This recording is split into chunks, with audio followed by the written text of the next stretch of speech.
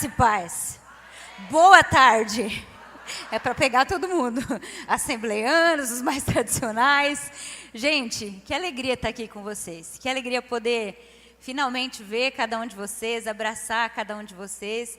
Deus é testemunha, a nossa equipe é testemunha do tanto que a gente se empenha, ora e dedica para estar aqui nesse dia, para que a nossa nação receba uma semente, para que a nossa nação seja impactada. É muito mais do que um evento, gente. É muito mais do que simplesmente uma reunião falada para pessoas que estão aqui, mas isso vai ecoar por todos os lugares e a palavra de Deus vai ecoar por essa nação através do que o Senhor tem feito aqui. E é um grande privilégio, um grande temor também estar aqui nessa tarde para repartir um pouquinho daquilo que está no meu coração com vocês. Para você que não me conhece, meu nome é Val, sou casada com o Douglas há 14 anos, sou mãe da Luísa e do Davi, sou esposa, dona de casa, pastora e tudo mais que o Senhor pedir para eu fazer, eu estou fazendo, inclusive agora estou pregando a palavra também.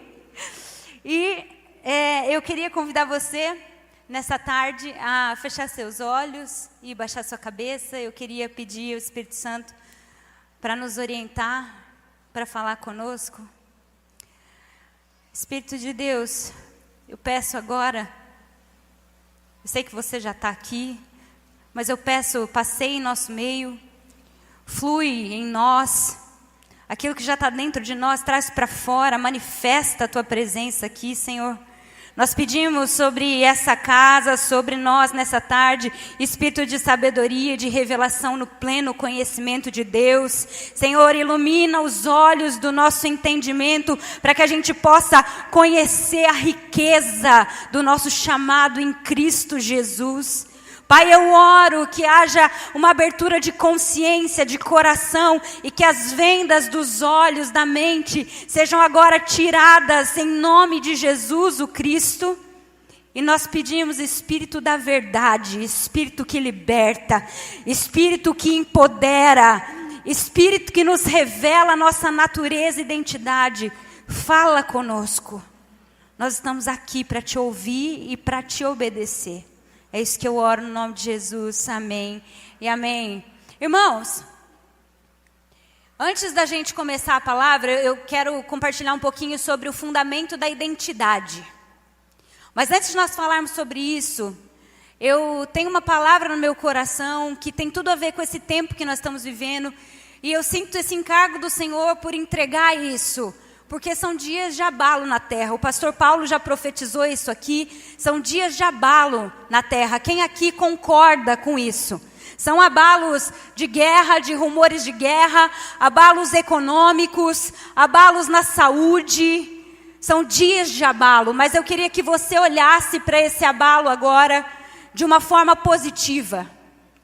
Porque eu creio que Deus vai abalar realmente tudo aquilo que é abalável. Como o pastor Paulo disse aqui, para aquilo que é eterno permanecer.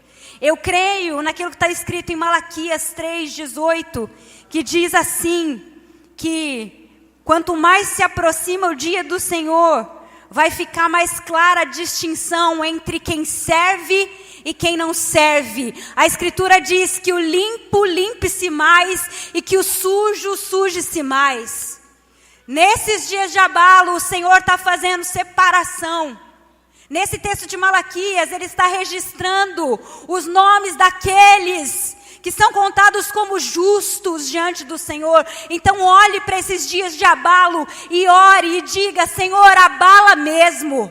Abala a minha vida. Abala aquilo que é abalável, para que eu não coloque a minha esperança nas coisas dessa terra, nas coisas passageiras, mas para que os meus olhos estejam fitos no autor e consumador da minha fé, Jesus Cristo. Que esse abalo não passe sobre nós como algo que nos derrube, mas que nos fortaleça, que nos deixe mais de pé. Mas são dias, gente, complicados, dias que no Brasil, e especialmente nessa época, próxima das eleições, a pergunta, o que é ser crente? Ou você é um crente? O que é ser um cristão? Essa pergunta ficou um pouco complicada de se responder. Porque nós temos visto infelizmente, é com muita tristeza que eu digo isso, mas no meio da igreja do Senhor, tanto relativismo, tantas concessões, a gente perdendo a referência de absoluto, da Escritura, da palavra. Nós temos visto nesses dias, tanto liberalismo teológico, pessoas chamando de bem aquilo que é mal e de mal aquilo que é bem. Ah, Senhor, levanta os seus profetas nessa terra, levanta os seus profetas nessa nação. Nós temos visto nesses dias essa mistura de fé com política num nível que não é saudável. E nós estamos esquecendo que o nosso reino não é um reino desse mundo. O nosso reino não é um reino dessa terra. E nós temos colocado nossa esperança em tantos lugares que não na rocha. Nós temos visto muito fundamentalismo. E quando você fala que você é crente, quando você diz que você é um cristão, as pessoas às vezes acham que isso significa votar em determinado candidato.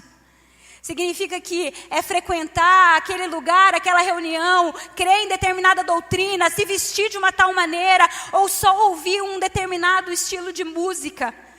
Muitos, na verdade, nem querem mais ser chamados de evangélicos no Brasil. Pais que estão aqui, nós temos que cuidar das próximas gerações. Muitos dos adolescentes já nem querem mais ser identificados como crentes, como cristãos. Querem mudar essa nomenclatura, porque acabaram fazendo uma bagunça tão grande com o nome crente, que quando você se define assim, você não quer assustar as pessoas. E que tal a gente ser chamado de uma outra coisa, então? Eu tenho visto isso nas redes sociais. Mas sabe de uma coisa? Eu amo ser crente. Meu irmão, sabe de uma coisa? Eu amo ser uma cristã.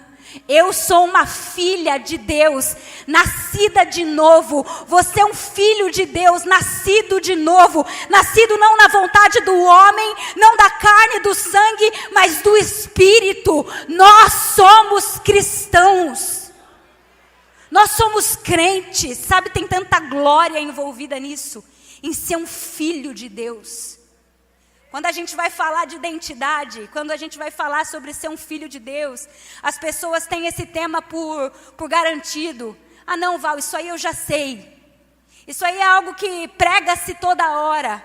Mas deixa eu te falar, olhando para o cenário atual da nossa nação e para a quantidade de evangélicos que nós temos nesse país, apesar de termos um monte de pessoas que se intitulam filhos de Deus, quando você olha para a realidade e vê a realidade totalmente dissonante do que significa ser um filho de Deus, você precisa parar e pensar, será que realmente eu tenho vivido como um filho? Deixa eu te falar, aquilo que você acha que você sabe, mas você não vive, não está encarnado, você não sabe. E nós precisamos ser relembrados dessas coisas. Nós precisamos lembrar do peso que é isso, de ser um filho, uma filha de Deus. Meu irmão, você foi perdoado dos seus pecados, mais do que isso, você foi comprado por um preço altíssimo, você foi feito uma nova criatura em Cristo Jesus, e isso é glorioso. Eu não sei como você pode ouvir uma informação dessa e tomar como algo banal. Eu estou dizendo que existe uma nova humanidade que foi criada na ressurreição de Cristo, e o Espírito desse Cristo ressuscitado habita em você, e você é um novo homem em Cristo Jesus. Você é um filho, uma filha de Deus, em toda a carga que isso significa. Isso não pode ser tido como algo comum, banal no nosso meio. Eu amo que tudo que tem disponível no reino de Deus, tudo que tem disponível do meu Abba foi dado para mim e foi dado para você. Você é co-herdeiro com Deus em Cristo Jesus. Sabe, um dia eu estava numa crise de identidade terrível, mais ou menos perto dos meus 20 anos, cheia de problemas, e eu lembro de fazer uma oração dizendo, Senhor, eu preciso de socorro. E ali, com o meu rosto encostado no carro, o Senhor me disse, Val, você precisa conhecer a Val que eu criei. Então ele me levou em Efésios 2, esse texto que a Helena leu, que diz que nós estamos assentados em Cristo nas regiões celestiais. E o Senhor me fez entender que eu não preciso mais olhar para as circunstâncias da terra para a terra, porque agora eu estou assentada em Cristo nas regiões celestiais. Eu tenho uma posição privilegiada, eu posso ver as coisas de um novo ângulo. E você também. O lance é que o nosso Deus é um Deus doador, é um Deus extravagante. Sabe, para a gente que está na igreja há muitos anos, eu tenho 34, e estou acostumada com a cultura evangélica, a gente pensa assim, tá bom, fui perdoado dos meus pecados, tá bom, Deus já fez muito por mim. Sabe aquela ideia, se eu chegar no céu e entrar lá meio que de raspão, para mim já está valendo? Quantas pessoas pensam assim, né? Mas o fato é que o nosso Deus, Ele é um doador extravagante. A Escritura diz em João 3,16 que Ele amou o mundo de uma maneira tão grande, tão grande, tão grande, que Ele deu o seu único Filho, para que todo aquele que crê nele não pereça, mas tenha vida e vida eterna. Vida abundante aqui e vida eterna depois. Nosso Deus é um doador extravagante. E Ele ama os seus filhos. É por isso que eu queria perguntar para você hoje, será que você tem buscado para a sua vida posições, lugares, destaque? Como a Helena muito bem falou aqui, será que dentro da sua dinâmica você tem procurado se autoafirmar e procurar um lugar elevado para você estar, para que as pessoas te achem valioso, importante, para que as pessoas te amem?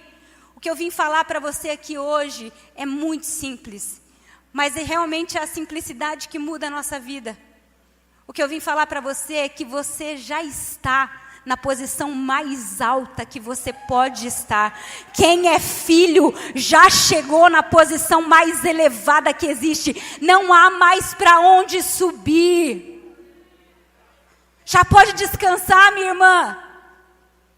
Você já pode descansar, meu irmão, de tentar a todo custo se provar, de tentar a todo custo ser alguém valioso, importante. Você já é. Em Cristo você já é. Nós já chegamos no lugar mais elevado, na posição mais alta que podíamos chegar. É por isso que João 1,12 diz: mas a todos que o receberam, deu-lhes o poder de serem feitos filhos de Deus, a saber, aos que creem no seu nome. Você crê em Cristo? Deus te fez filho. Você já chegou no topo. Será que você pode dizer para a pessoa que está do seu lado assim: ei, você está no ápice, não tem mais para onde subir? Não existe uma identidade mais alta do que essa. Isso é tão sério, gente, mas tão sério, que todo o trabalho do diabo é para nos convencer que não somos filhos. E não é diferente com a gente do que foi com Jesus, porque lá na tentação do deserto, qual era a pergunta do diabo? Se és filho de Deus, faça. Se és filho de Deus, prove. Se és filho de Deus, posso te falar, ele continua fazendo a mesma coisa comigo e com você. Só que filho de Deus não é uma questão de fazer. Aqui está o grande engano. Quando a serpente chega para Eva e fala para Eva comer daquele fruto, ela fala assim: olha, Eva, come, porque os seus olhos vão ser abertos e você será como Deus. Deixa eu te falar, o homem já não tinha sido criado à imagem e semelhança de Deus? Eva já era, Adão já era como Deus, mas o diabo, tudo que ele quer fazer é nos enganar de que nós precisamos desempenhar, fazer, trabalhar, para então nos tornar o que na verdade já somos. Esse é o grande engano. E é o que continua acontecendo. Sabe, quando os fariseus acusam Jesus de blasfêmia, quando os fariseus querem matar Jesus, sabe qual era a acusação? Ele fala que ele é filho de Deus. Sabe por que Jesus foi morto? porque ele dizia que ele era filho de Deus. E dizer que você é filho de alguém significa dizer que você é igual a alguém. Quem viu a Luísa e o Davi aqui? Quem concorda que a Luísa é minha cara? Alguns dizem que o Davi é o mini Douglas. Mas a verdade é que isso está expresso na humanidade. Quem vê o filho, vê o pai. Quem vê a filha, vê a mãe. Quem via Jesus, via Deus. E agora que nós somos parte do seu corpo, quem nos vê, vê Cristo. Quem nos vê, vê o Pai eterno. É tão poderoso quando você assume e vive esse lugar de identidade. Isso é tão forte e o diabo odeia tanto isso, que esse foi o motivo que levou Jesus Cristo à cruz. E talvez vai ser um motivo que vai nos levar à cruz também. Mataram Jesus porque ele chamava Deus de Abba. Mas sabe, irmãos, tá tudo bem pra gente, Jesus ser o Filho de Deus, amém? Tá tudo bem pra gente, a gente tá ok, a gente lê, a gente ouve história. Quem aqui já assistiu The Chosen? Se não assistiu, você tá em pecado, por favor, vá assistir. Você assiste Jesus vivendo, Jesus interagindo, e você fala, uau, também era o Filho de Deus, né? E nós estamos ok com isso. Nós estamos ok com essa verdade, com essa realidade de Jesus ser o Filho de Deus, mas nós não estamos ok com a realidade do que acontece conosco quando nós nascemos de novo e quando nós recebemos o Espírito de Deus, nos tornando filhos de Deus, porque se nós estivéssemos ok com isso, essa nação seria diferente. Quem está entendendo o que eu estou falando? Vou usar o bordão do meu marido. Quem está entendendo o que eu estou falando? Ser filho, gente, é glorioso, é majestoso. Ser filho é permanente. E eu acho que essa é a coisa mais impressionante. É permanente. Tem segurança. Lá na nossa igreja, às vezes em quando no final do culto, a gente tem o time de ministros ali, né? Que intercedem pelas pessoas, né? E às vezes eu me coloco na fila e vem pessoas pedir uma oração e compartilhar o coração. E muitas vezes vem pessoas com câncer. Vem pessoas com ideações suicidas. Vem pessoas passando por problemas no casamento. E estar ali, né? Endemoniados também, é verdade. Acompanhados, endemoniados. E estar ali naquela fila coloca a minha consciência em ação. Porque na real eu não tenho nada para oferecer para aquelas pessoas de mim. Eu não tenho nada para oferecer. Mas então eu me lembro do que significa ser filho. E quando eu me lembro disso, eu me posiciono naquela fila pensando, Deus pode fazer algo através de mim. Porque aquele que era o maná, o pão vivo que desceu do céu, aquele que abriu o mar vermelho, aquele que ressuscitou mortos, limpou leprosos, curou doentes, ele habita dentro de mim e isso é glorioso. Ah, Senhor, nos leva para esse lugar de consciência, que nós podemos agir em seu nome. Só que o problema é que muitas pessoas têm impedido a glória de Deus de brilhar. Impedido porque estão mais ocupadas e preocupadas com essa vida passageira. Impedidas porque muitas vezes o seu ego, a sua vergonha, a sua timidez tem feito eles serem parados de brilhar. E escuta o que eu vou falar para você. Você não tem noção o quanto é Deus em mim para estar aqui em cima. Eu sou uma pessoa extremamente tímida. Eu sou uma pessoa frágil. Mas deixa eu te falar uma coisa. Eu tenho aprendido que quando eu sou fraca, então Ele é forte. E quando eu me esqueço disso, eu lembro disso e subo aqui. Porque não tem negociação, eu sou filha. Essa é a minha natureza. Ponto final. Você tem impedido a glória de Deus de brilhar através de você? E sabe, eu não estou falando só de um microfone. Eu estou falando da sua vida comum. Eu estou falando de você entrar numa padaria e olhar para a cara do atendente lá e discernir se aquele cara está endemoniado endemoniado, se ele está triste, se ele está pensando em se matar, ouça Deus a respeito das pessoas e encarne Cristo ali e seja a resposta aonde você estiver. Sabe,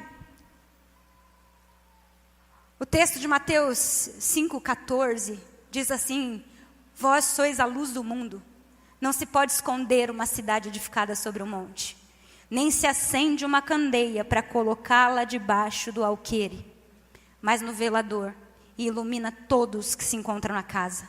Assim também brilha a vossa luz diante dos homens, para que vejam as suas boas obras e glorifiquem o vosso Pai que está nos céus. Que cesto você tem colocado? Que cama você tem se escondido? Eu sinto o Espírito falando aqui com pessoas que têm dons, você tem ministério, você tem uma vocação. Deus já deixou claro isso para você, mas você está com um cesto na sua cabeça. Você tem enterrado aquilo que Deus colocou em você. O Espírito Santo hoje clama: ei, levanta, resplandece, tira o cesto de cima. O meu Pai quer ser glorificado através da sua expressão. Amém? Nossa filiação não é passageira, gente, não é um projeto, não é uma coisa que tem começo, meio e fim, é a nossa natureza. E é muito interessante isso, porque identidade é isso, né? É idem, que é igual, tidade. Às vezes a gente acha que identidade é quem eu sou, mas identidade é igual a quem eu sou. E nós somos igual ao nosso Pai. Eu queria terminar lendo com você 2 Coríntios, capítulo 3, versículo 4. Eu quero pensar com você alguns sinais para a gente conseguir diagnosticar se nós estamos vivendo nesse fundamento da nossa identidade como filhos de Deus. 2 Coríntios, capítulo 3, versículo 4. Quem achou, diga assim: eu amo a Bíblia. Quem não achou, diga: eu também. Tem bastante eu também, vamos esperar. 2 Coríntios 3, 4. Diz assim: e é por intermédio de Cristo que temos tal confiança, diga confiança, em Deus. Não que por nós mesmos sejamos capazes de pensar alguma coisa, como se partisse de nós. Pelo contrário, a nossa suficiência, diga suficiência, vem de Deus, o qual nos habilitou para sermos ministros de uma nova aliança. Não da letra, mas do Espírito. Porque a letra mata, mas o Espírito vivifica.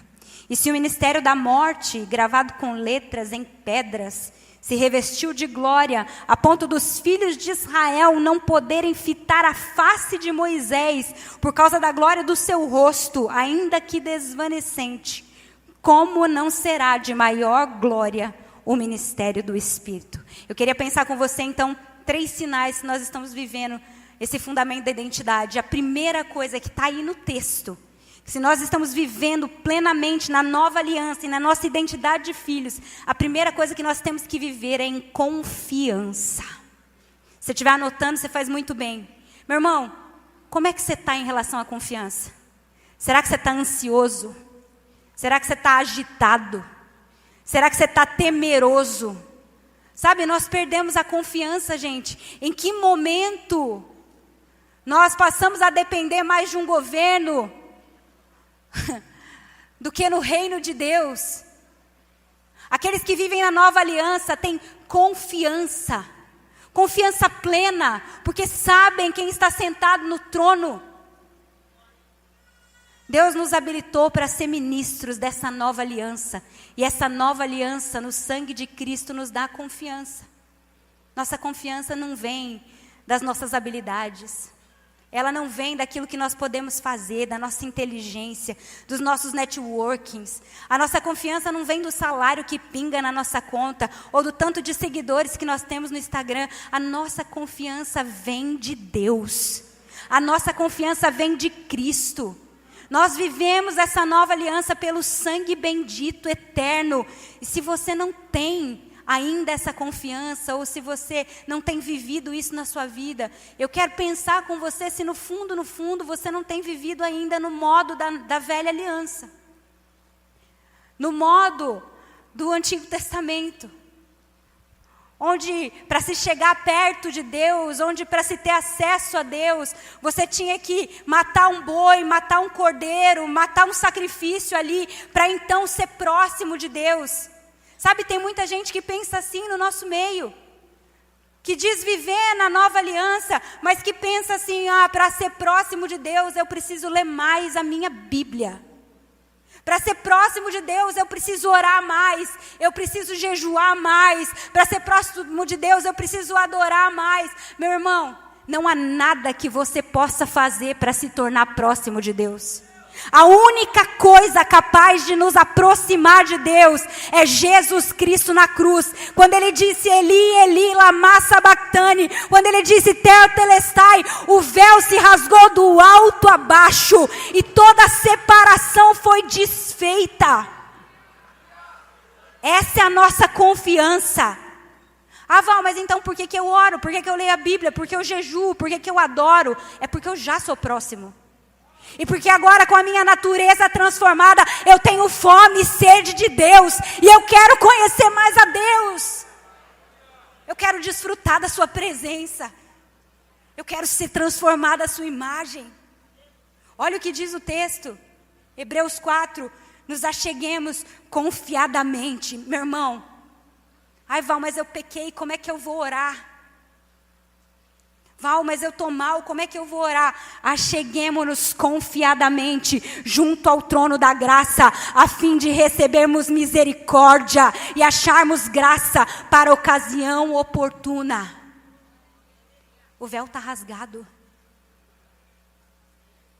No momento que a gente coloca a nossa confiança em qualquer outra coisa que não é o sangue de Jesus, nós estamos desprezando a expiação. Nós estamos desprezando o sacrifício. Na verdade, nós somos mas tão próximos de Deus, que Paulo diz assim, Cristo em nós é a esperança da glória. Não é Cristo do seu lado, não é Cristo perto de você, é Cristo em nós. Esse é o tanto que nós fomos aproximados. Isso nos dá confiança. Você tem que viver uma vida de confiança. O lance é você realmente crer que o Espírito que habitava em Jesus, que o Espírito que ressuscitou Jesus dos mortos, habita dentro de você. Vira para a pessoa do seu lado e fala assim, você crê mesmo? Você crê que o Espírito que operava no corpo mortal de Jesus, opera no seu corpo mortal? Você crê nisso? Gente, eu sei que está calor, eu sei que tem gente com sono, mas deixa essa palavra confrontar a sua incredulidade. Deixa essa palavra confrontar as suas convicções. Você crê nisso realmente? Porque eu posso entender os discípulos demorarem o quanto demoraram para entender Jesus. Sabe, Jesus andou 3 anos com aqueles caras. E como eles eram lentos para perceber. Lentos para perceber que aquele era o Filho de Deus. Mas também era o corpo de Jesus que estava ali. Pensa, eles comiam com Jesus. Eles dormiam com Jesus. Eu acho que Jesus soltava pum, gente. Eu acho que tinha dia que ele estava meio cansadão.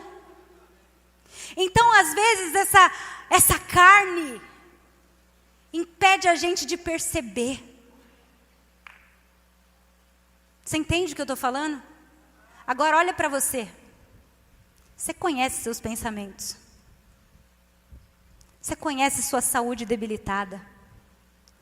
Você sabe as tentações que você passa. Você come, você bebe, você solta pum. Tem dia que você fica cansadão.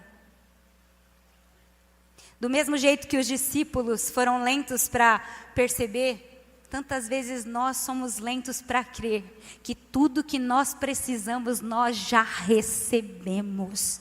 Nós temos a mania de orar e é lindo. Senhor, rasga os céus, desce. Senhor, aparece. Senhor, vem. Mas e se a gente fosse rasgado para que Ele aparecesse?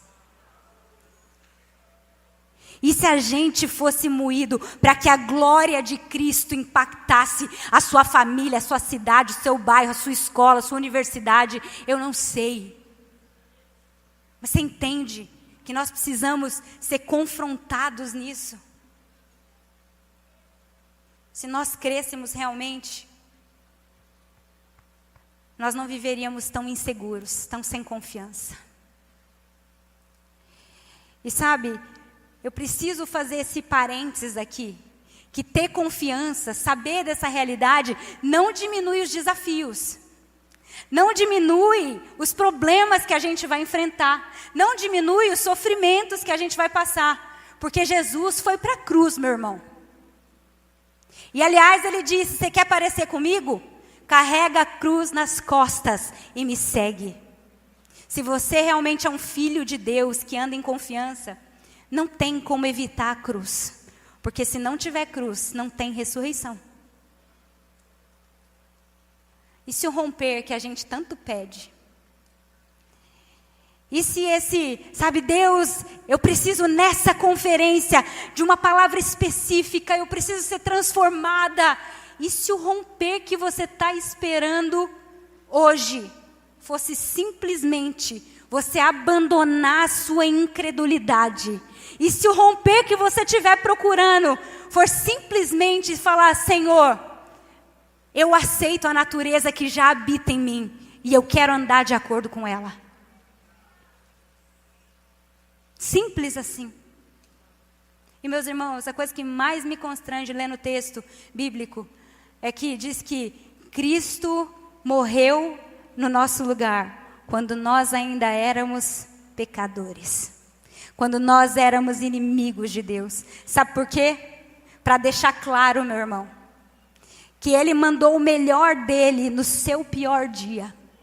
Ele mandou o pior dele no meu pior dia, para gritar nos seus ouvidos, não é o seu mérito, é a minha graça que te basta.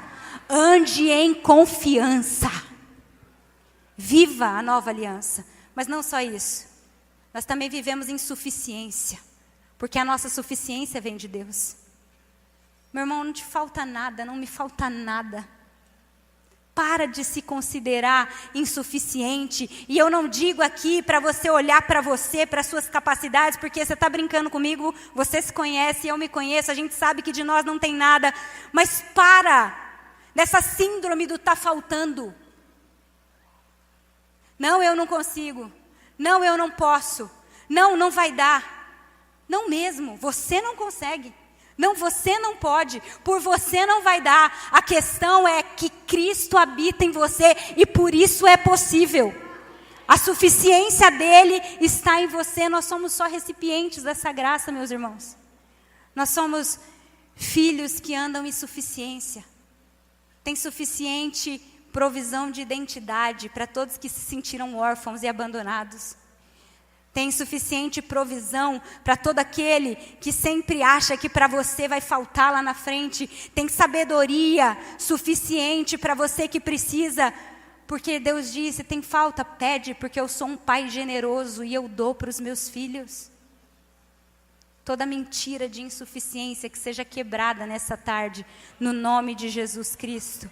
E para encerrar, a última coisa, além da gente andar em confiança, e andar na suficiência de Cristo, a última coisa que fala, se nós estamos nesse fundamento de identidade, é que nós precisamos experimentar glória.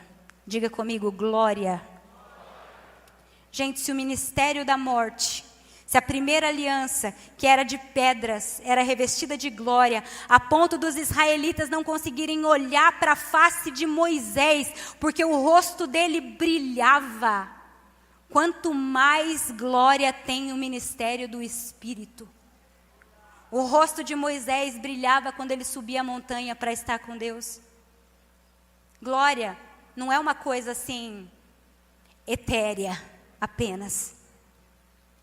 Glória é uma manifestação perceptível, tangível, experienciável, interativa de Deus no meio do seu povo.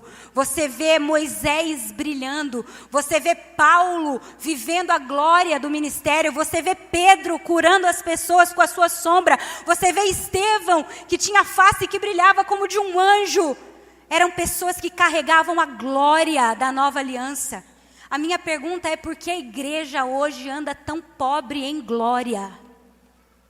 Por que a igreja anda tão pobre? Será que a luz de Deus diminuiu? Ou será que nós que não estamos subindo a montanha o suficiente? Será que a glória de Deus diminuiu? Ou será que nós que não estamos sendo expostos à realidade da contemplação de Deus? Sabe? Nós precisamos mais do que nunca de glória no nosso meio. E eu gosto de glória no dicionário, que é reputação. Quando todo mundo fala assim, ó, você nasceu para a glória de Deus, o dicionário diz que você nasceu para a reputação de Deus. Deus é espírito, Deus não pode ser visto, mas Ele se materializou em pessoas que têm a sua imagem e semelhança. E Deus quer ser conhecido na sua bondade, no seu amor, na sua misericórdia, na sua graça, na sua paciência.